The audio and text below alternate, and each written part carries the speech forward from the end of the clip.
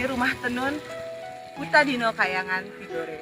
Kita akan mengulas sedikit mengenai keberadaan kain tenun yang hampir hilang, yang hampir punah. Tapi di tangan Tante Anita Gatmir, tenun ini kembali. Kita bisa melihatnya, kita bisa memakainya. Let's check it out. Dan kita juga bisa melihat prosesnya di dalam. Come.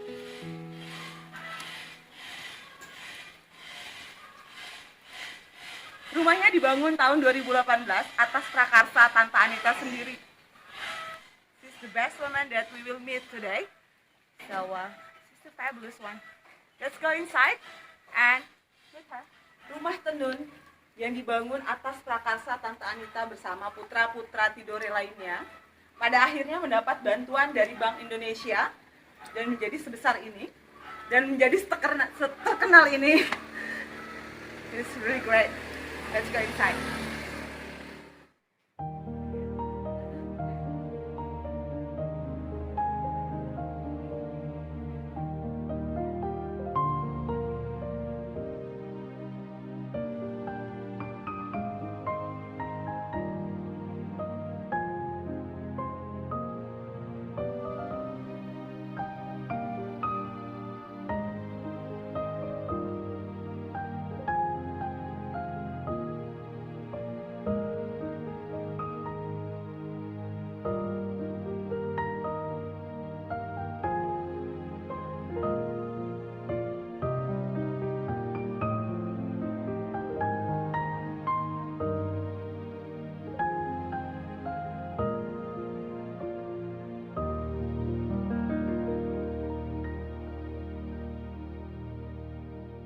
Sekarang kita ada di dalam workshopnya yang Tante Anita bangun. Nah, kita akan ketemu orangnya langsung. Kita akan tanya-tanya sedikit. Kita akan explore mengenai tenun Putadino Kayangan. Let's go meet her. She's the fabulous one. Hai, Tante Anita. Tante Anita, saya kenal Tante Anita lama sekali. Waktu ada pameran di UNESCO ya, pertama kita ketemu. Perempuan ini adalah salah satu sosok yang ingin menaikkan nama Maluku Utara. Dia jadi inspirasi saya juga sih sebetulnya. Saya tuh sampai merinding. Pertama lihat itu saya kaget. Saya lihat pamerannya masih keramik ya waktu itu ya, masih keramik kecil-kecil gitu. Dia tuh asik banget. Ini apa? Aku tanya dari Tidore. Oh ya. Tante Anita tanya dari mana? Dari Sula. Kita tuh sama-sama punya keinginan ingin menaikkan nama Maluku Utara. Tapi dengan keterbatasan ilmu satu, keterbatasan dana dua, keterbatasan sokongan dari pemerintah daerah membuat akhirnya kita berkecil hati. Tapi saya bangga pada akhirnya Tante Anita bisa menaikkan Putadino Kayangan sebagai salah satu produk unggulan di Tidore. Sebetulnya apa sih yang buat Tante Anita yang menjadi dasar nih? Ini loh, ini nih Tidore nih ada gitu loh. Tidore ini sebetulnya dikenal dunia dari zaman dulu. Yeah. Cuma kenapa pada akhirnya Tidore tenggelam? Yeah. Saya juga menyayangkan termasuk Sula dan beberapa pulau yang ada di Maluku Utara gitu kan. Yeah. Sebetulnya dalam masa penjajahan kan pulau kita yang paling dicari bersama Maluku. Yeah. Karena hasil buminya, karena kebudayaannya. Pada akhirnya kita tenggelam, kita kalah. Yeah. Perempuan ini menaikkan. Saya jempol. Apa tante yang membuat tante? Iya, jadi saya adalah anak Tidore dan merasa saya harus berbuat sesuatu buat kampung, meninggalkan jejak mungkin ya kan gitu. Jadi saya tidak ingin anak cucu saya nanti kehilangan jejak mereka. Itu tali yang tidak boleh diputus seperti itu. Dan kehilangan sejarah itu sendiri tadi disampaikan bahwa menyedihkan. Ya. Dulu zaman dulu orang Eropa itu datang ke Nusantara ini kan tertujunya ke sini untuk mencari rempah-rempah. Kita bisa buktikan hari ini ada perjalanan 500 tahun Mountain Hands. Yes. Itu membuktikan bahwa Tidore, Maluku Utara memang tempat yang dicari. Salah satu tempat yang dituju. Ya. Kemudian kita sebagai anak cucu harus berbuat sesuatu dan harus kita tidak bisa minta orang untuk berbuat, kita yang harus berbuat seperti itu. ada kendala nggak? Sebetulnya kan ini kan impian yang dari kecil sekali. Saya baca sejarahnya bahwa Tante Anita ini sebetulnya dia nol besar tahu mengenai Tidore ini ya, tenun Tidore ini. Dia nggak tahu sama sekali karena kita berdua aktif di sosmed. Jadi justru karena sosmed yang memberitahu Tante Anita bahwa itu kesultanan kamu nggak pakai kain kamu loh. Iya, betul. Kesultanan kamu sebetulnya punya kain yang ada sejak ratusan tahun yang lalu. Jadi Tante Anita tahunya justru dari orang. Bisa cerita nggak Tante Anita? Iya, jadi sebenarnya seperti tadi saya bilang, kami, saya mungkin sama Eva punya keinginan besar untuk bisa majuin kampung gitu kan. Saya memang dari dulu suka posting, suka mengenalkan tentang Tidore gitu.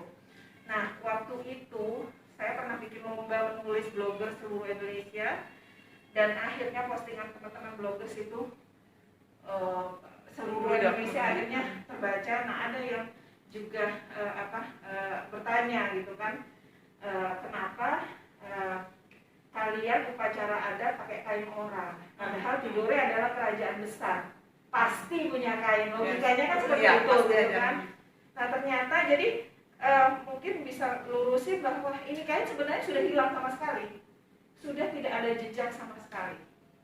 Jadi saya pertama kali dibilang seperti itu, saya kayak ditampar gitu dan merasa saya harus cari.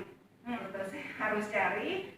Saya cari di sebenarnya pertama kali cari itu malah di Jakarta, karena aku tinggal di Jakarta kan, di museum tekstil, di ahli-ahli kain. Mereka bilang nggak ada, semua bilang nggak ada. Nggak ada sama sekali. Nggak ada guys, Indonesia nggak punya datanya. Nggak ada data. Indonesia nggak punya data. Akhirnya saya tanya ke Tidore. Orang-orang yang seumur saya 50 tahunan, 40 tahun bilang kami tidak punya kain. Gitu. Tapi aku yakin. Saya yakin gitu kan, saya yakin. Akhirnya saya pergi ke orang tua kami yang umur 80. Di situ kita datang. Jadi ada beberapa orang tua kita yang umur 80 itu bilang, Om pernah lihat, Om jadi saksi bahwa Om pernah lihat satu alat di rumah, di sini ada rumah adat, di dekat rumah adat situ sudah ditaruh di atap, maksudnya itu gudang, gitu, alat.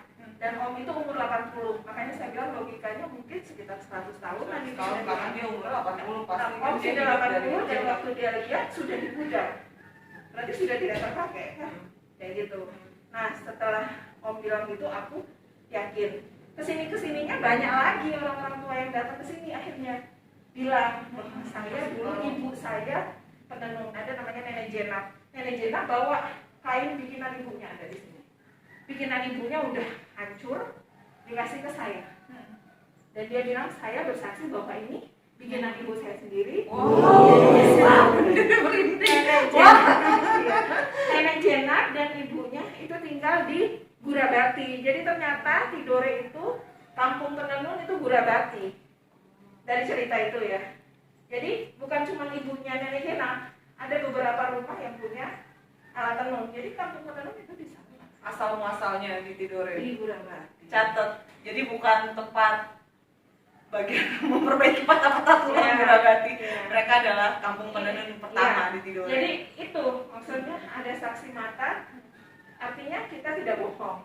Itu betul ada. Memang ada. Nah, saya sendiri pertama kali sebelum Nenek Jenap kasih ini, pertama kali kita tidak punya sama sekali data kecuali cerita Om tadi cerita.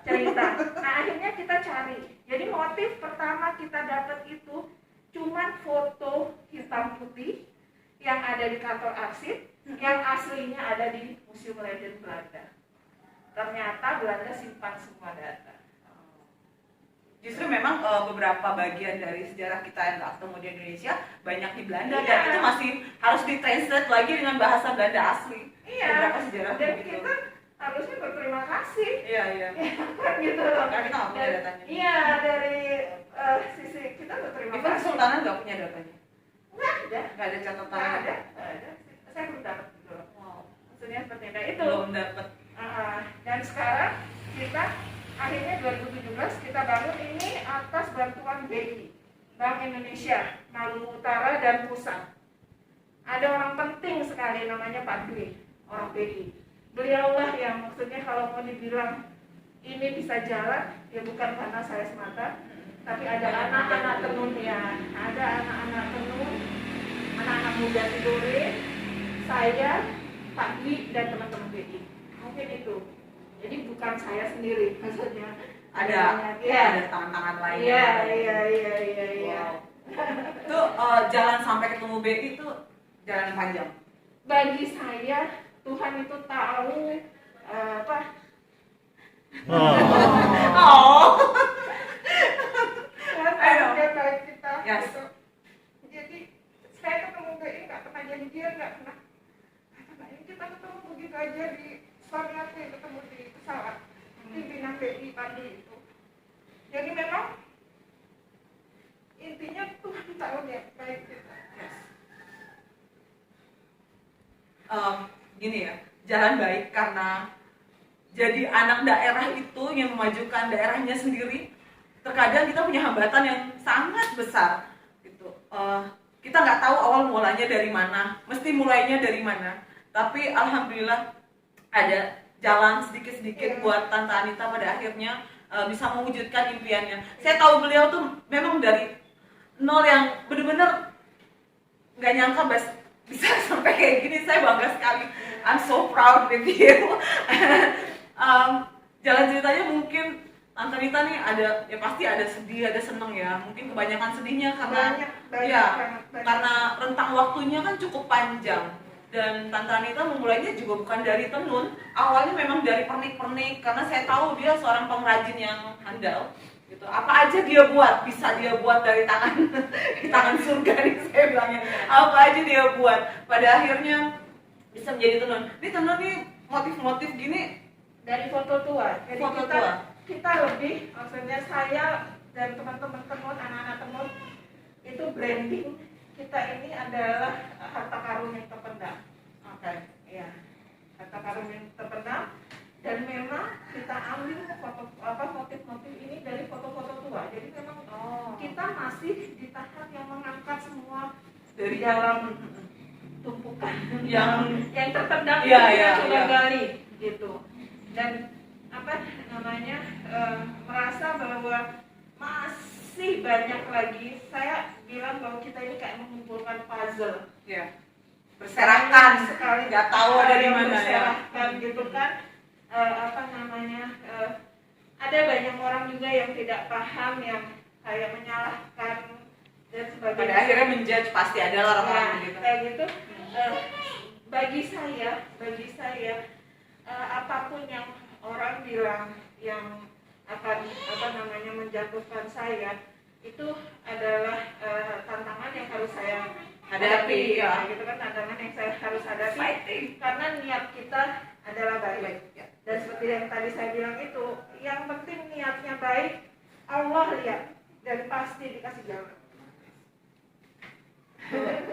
Para pejuang anak daerah buat daerahnya, mungkin ini salah satu slogan yang harus kita pegang betul-betul, bahwa pasti Allah melihat jalan baik yang kita buat. Dan jadi jangan berkecil hati, tetap harus apapun caranya. Ya, saya juga sebagai anak daerah Maluku Utara pengen mau lihat kampungnya maju gitu. Cuma dari mana asalnya gitu. Kalau misalnya memang Tidore pada akhirnya bisa menaikkan tenun, mungkin batik di Ternate juga ada, orang juga punya ada di Sulap. Jadi mungkin sama-sama nanti kita gali pelan-pelan gitu ya. Dan harus kita karena nggak ada orang lain. Nggak ada orang lain siapa lagi yang mau. Siapa lagi dan kapan lagi mau. Karena mikir kan, pasti orang mikir nih mau gali kebudayaan ini nggak mudah gitu. Ya itu kayak tadi, mesti pemerintahnya mendukung, terus ada kaki tangan swasta, private sector kan gitu. Pasti kita harus cari sendiri kayak gitu, harus berjuang dari awal. Itu memang agak susah, dan nggak semua orang punya tenaga yang besar buat semangatnya memang dia. Tante itu luar biasa. Boleh dong Tante kita tulis sedikit, jelasin apa motif-motifnya. Jadi ini sebenarnya penenun Tidore itu kebanyakan malah anak-anak muda yang peduli gitu loh. Jadi mereka itu antara range 16 sampai 27 tahunan. Jadi ini mereka buat, kita selalu belajar. Pertama kita belajar kain ikat, ini ikat. Tenun ikat itu ya. Tenun ikat. Kemudian kita belajar sulam. Ini sulam. Nih, loncat-loncatan ini gitu kan. Jadi anak-anak selalu saya ajak bicara untuk cari yang baru, cari yang baru. Nah, ini adalah motif-motif yang mereka bikin dicampur antara ikat sama sulam. Kayak gini. Ini sulam sederhana, nanti kita lihat yang ada motifnya di sana. Nah, kalau ini adalah kain-kain pertama yang kita bikin motif ikat. Ini. Nah, motif ini namanya motif barakati. Dari foto tua yang tadi pertama kali kita dapat, artinya kita yang menghadap ke atas sama ke bawah. Artinya sultan atau pimpinan yang harus dihormati, dan dia mengayomi orang di atas maupun gitu, di atas, di bawah gitu kan. Jadi Okay. memang beliau adalah orang yang apa ya, semua penjuru barat, timur, utara, selatan itu dilindungi oleh beliau. Namanya ya. Dalam rumah. Ini rumah gitu, jadi diberkahi maksudnya. Ini titik-titik ini artinya hujan atau rezeki. Jadi pimpinan yang mengayomi masyarakatnya untuk mendapatkan rezeki, melindungi seperti itu. Ini. Kalau ini motifnya sama yang saya pakai ya. Ya, ini jodati, ketulusan hati artinya. Ini juga motif tua. Jadi 3 motif pertama itu ini sama satu ini. Yang ini apa ini volok? Ini barakati. Berkahi. Ini namanya motif barakati. Motif pertama yang Tante Anita pada akhirnya gali. Iya. Lihat dari buku-buku tua ya, apa? Foto tua. Lihat dari foto tua. Modelnya kayak gini. Orang-orang tidur zaman dulu pakai motif yang kayak gini. Mungkin juga ini hanya dipakai keluarga kerajaan kali ya. Itu pun ya puzzle itu tadi kita masih mencari. We're still searching for that ya.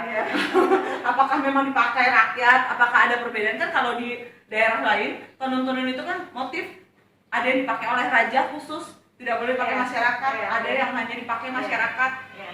Itu kita hilang 100 tahun, kita masih mengumpulkan puzzle itu untuk tahu semua hal. Masih butuh. Nah, kalau ini motif kalajengking. Ini kita bikin. Saya lihat ini nih, dipakai Pak Sultan waktu itu ya, ada acara ya. Iya, jadi ini motif kalajengking. Ini yang paling mahal ini. Sama ini. Soalnya kayaknya keren banget ini, mahal banget ini. Kalajengking, kita bikin kalajengking karena tidore itu identik dengan kalajengking. Jadi istana kesultanan itu bentuk bangunannya berbentuk kalajengking. Tangga itu tamannya. Ini ruang pertemuan. Pada akhirnya mengambil filosofi dari sana, dari rumah kesultanan. Iya. Dan kalajengking juga dijadikan simbol-simbol bendera-benderanya kedaton kan? Bisa cek. Iya. Jadi kita ambil sebagai ini. Nah, kalau ini jodati sama dengan itu, ini motif tua juga. Kayak gitu. Warna emas adalah warna premium kita. Ini benangnya susah kali ya. Bukan, memang kita mau tunjukkan bahwa ini adalah kain diperuntukkan untuk kalangan atas. Makanya Tante yang membaginya sendiri Saya pada yang akhirnya membagi. karena tidak ketemu gitu loh, range-nya yang pakai di mana yang. Iya. Jadi memang Sultan minta sama saya untuk ada kain yang dikhususkan untuk Sultan. Itu adalah makanya kita bikin yang ini. Sebenarnya kesultanan sendiri kita punya motif yang tidak boleh dijual. Motif untuk sultan itu ada motif jauh, tapi tidak ada di sini. Ini gabungan ini sama ini. Ya benar-benar hanya dipakai Hanya oleh raja, sultan. Pak Sultan. Iya, hanya sultan dan sultan yang kasih ke tamu-tamunya itu motif itu. Jadi tidak dijual umum. Iya, nggak boleh pasaran gitu kan ya. Jadi waktu menenun satu benang, dia masukin bentuk benar-benar aja. Ditenun lagi, dimasukin, ditenun lagi, satu benang. Susah tahu. Bukan nyulam. Iya, jadi kan sulam itu pakai pemidangan dimasukkan ke dalam mesin gitu. Enggak, benar-benar dia melalui sulaman ya. Betul-betul pas menenun itu masukin benang. Kenapa saya nggak ada mata kainnya ya? Ini berapa yang kayak gini Tante? Ini nggak dijual. Oh, anak-anak baru belajar. Tapi aku suka karena iya tetep kan kalau itu jadi kayak kalau buat sarung dia ada mata kainnya kan, kayak gini kan namanya mata kainnya. Ini anak-anak baru belajar, jadi saya berusaha mengajarkan semua hal ke anak-anak, nanti mereka yang bisa explore lagi kan. Jadi semua hal, tali semua saya ingin mereka jadi orang yang Tangan surga guys, apa dia bikin sampai sisa-sisa bahan tuh dia bikin jadi clutch, jadi bag. Iya, gini buat sendiri. Saya taruh di sini, anak-anak jual, hasilnya saya ambil. Tapi kalau kain, semua saya kasih ke mereka, saya tidak ambil duit sepeser pun. Ada orang kayak dia. Prakarsanya dia. Begitu suruh belajar tenun, dia ngajarin. Cari sponsor dia. Kainnya jadi dijual gitu bukan buat dia. Oke? Sampai situ jelas ya. Sampai situ jelas, saya jelas banget menolak langsung jantung. Sebenarnya setelah ini diurai lagi jadi apa namanya gulungan kayak begini. Ini kayak begitu terus Oh, diurai. ini yang sudah di ini yang Ini sudah diwarnain. dicelup ya, sudah Iya. dicelup tadi ya. Nah, Sudah seperempat tuh nih. udah jadi. Apa namanya? Ini kan lari sana lari sini. Jadi satu benang diketemuin, satu benang baru jadi kain kan?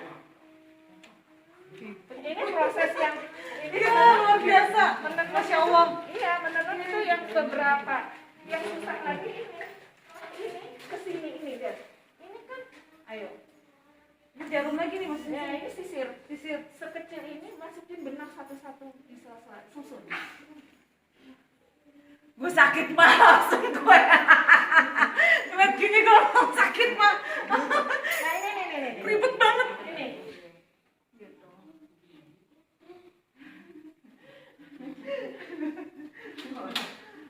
Makan waktu 2 bulan. 2 bulan. Belajar tenun. Suka dibuka workshopnya dan Tante Anita biasanya kasih pengumuman di sosmed buat buka workshop. Sebenarnya setiap hari kita buka. Oke. Siapapun kami menerima sekali Boleh, ada orang boleh yang mau belajar. belajar. Siapapun boleh datang. Dan sekarang pun setiap anak yang mau datang ke sini, mereka nggak ada kerjaan, maksudnya daripada nongkrong apa, cuma minta untuk ngumpulin, semua dihargai, kita bayar. Kurang gimana coba? Demikian bincang saya hari ini bersama owner Puta Dino Kayangan, tenun khas dari Tidore yang saya rasa belum cukup dihargai di negeri sendiri, tapi dihargai di negeri orang lain. Biasa budaya kita begitu, di negeri kita masih dalam bayangan, tapi nanti ketika booming di luar, baru nanti negeri kita bisa mengenal. Saat ini sedang dalam taraf situ tuh, Puta Dino Kayangan. Terima kasih banyak Tante Anita, semoga sukses terus. Saya juga berharap bisa menaikkan nama Maluku Utara lebih baik ke depannya. Billahi taufiq wal hidayah. Wassalamualaikum warahmatullahi wabarakatuh. See ya.